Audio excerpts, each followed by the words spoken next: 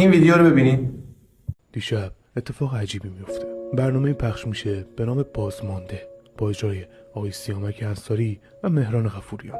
توی قسمتی از این برنامه شیردال موجود اساطیری ایران که آثارش توی تخت جمشید هم هست و درفش کاویانی کهن‌ترین درفش تاریخ شاهان به عنوان سیبل و هدف توی این برنامه گذاشته میشه و تخریب میشه.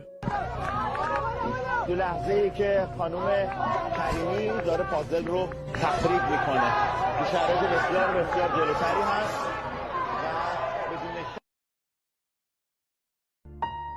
ملت ایران، سوالی نغز دارم از شما. از میان مسجد و گلدسته تا آثار ما، این پلشتانی که این برنامه ها را ساختند، بر درفش کاویانی سنگ ها انداختند، نطفه از ایرانیان دارند یا از اجنبی؟ بر کدامین دین و آیین و کتابند و نبی؟